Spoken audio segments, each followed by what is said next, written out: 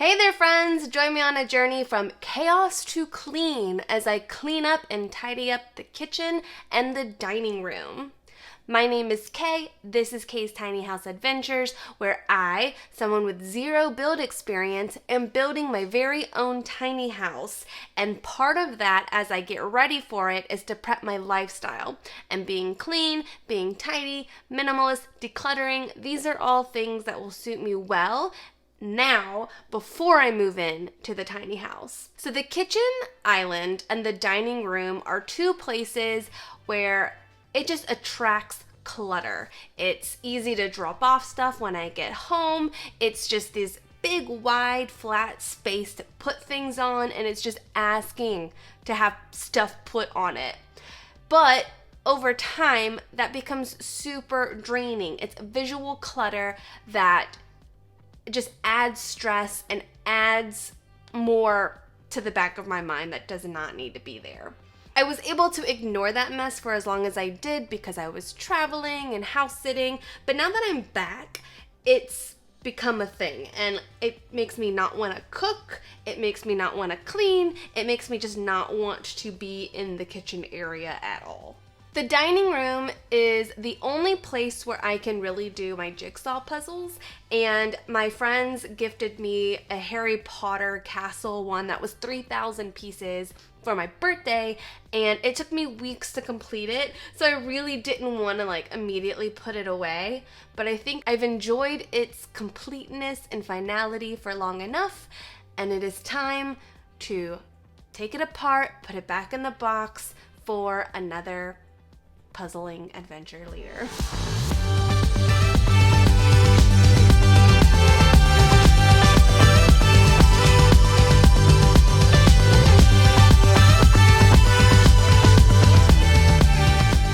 So with the kitchen island in the state that it was, it made me not want to cook, and I used to cook all the time. So it's crazy how easy it is for our habits to kind of shift as we kind of get more comfortable in whatever new thing that we're doing, aka going out to eat, getting takeout, fast food, every day, every meal. Not the best.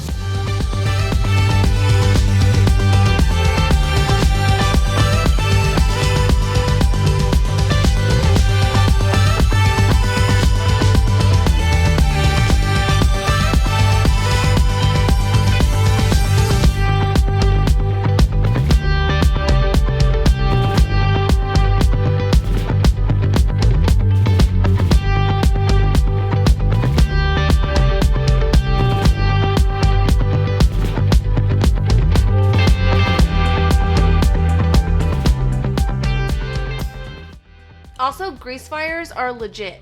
Don't start one. And this was potential for a very scary result. Armed with elbow grease, a magic eraser, and some baking soda, I was able to get this stovetop to a reasonable state.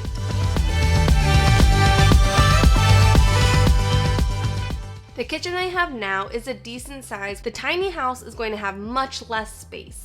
Luckily, my cabinets are already mostly empty, especially the upper shelves, mostly because I can't reach them. What I'm also trying to do as I tidy things up and clutter, I can then see what I have in the kitchen and figure out, okay, what is this kind of minimalist kitchen that I can move into my tidy house. My tidy house.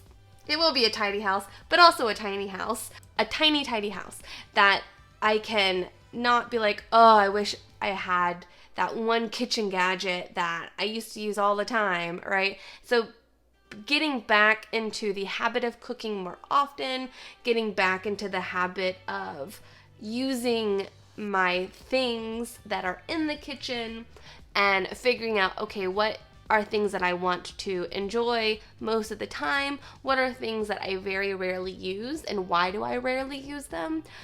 Is it something I want to reintroduce into my cooking life? And so slowly over the next few months until the tiny house is, keep doing that. The tiny house is ready. I will be slowly rearranging the kitchen into something that is conducive to my cooking habits and what works well for me. I recently went to the doctor and had my annual physical. I've also had like a lingering cough for forever, so that also sucks. But with the annual physical, I did a blood draw and I got my results back, and apparently my triglycerides are super high, like in the danger zone high. And I've had high levels of triglycerides before, never this high, but I've always been able to use my diet to manage those levels. But this time my doctor was like, so you know that vial of blood is like this much? This much was fat. So I care about my pancreas. I want it to survive. So I really, it was a good wake up moment for me to be like, no, I need to cook in my kitchen. I need to make my own meals. I need to stop going and buying McDonald's every day. I'm all about moderation. It's kind of the same with minimalism in my mind of, you know, what are the things that spark joy and bring joy to your life? And, you know, having a Big Mac or Popeyes or Inter fast food chain, I probably love it. Wingstop. Having that is fine, but not multiple times a week.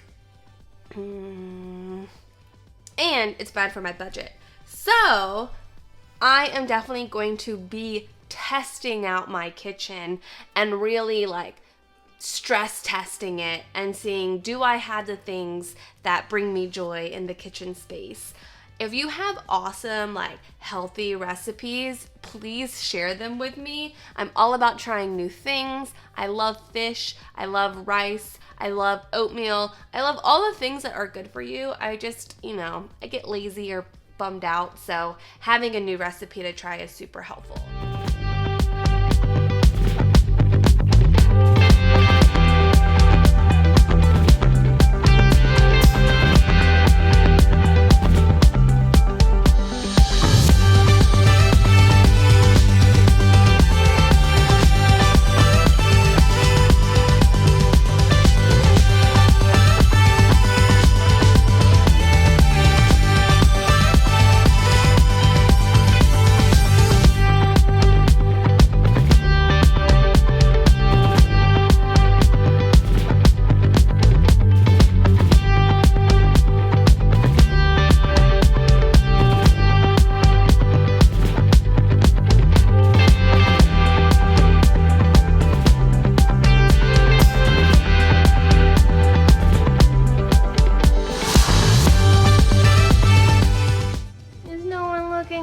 Taco.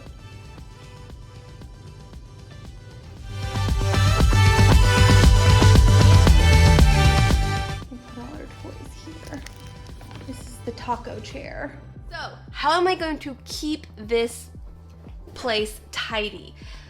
Whew, it's been really hard. It's actually been a few weeks since I did this tidying, cleaning extravaganza, and I've already seen those habits creep up where I'm just leaving stuff there because it's a convenient place to leave it. So now I've been more mindful of, that's not where that belongs. Put it down where it belongs. And that's either in the trash or in a shelf or in a drawer or somewhere where it has a home. And so I'm trying to be more conscientious of, as I bring things into the house, where can I be more intentional and just take that one little extra step to put it back. And then as I'm cooking and as I make a mess, immediately clean it up. Again, these are things I know that's not that hard, but I need that little push because I live alone, so there's no one to nag at me. Taco doesn't care how dirty the kitchen gets as long as she's fed. So it's just, me reminding myself, like, what kind of home do I want to come home to? What kind of space do I want to live in? What helps me thrive? And the tidying and the cleaning are so worth it. So good luck to me and keeping this immaculate. And let me know if you have any tips or tricks for keeping a tidy home. I'm definitely interested. Until next time, bye.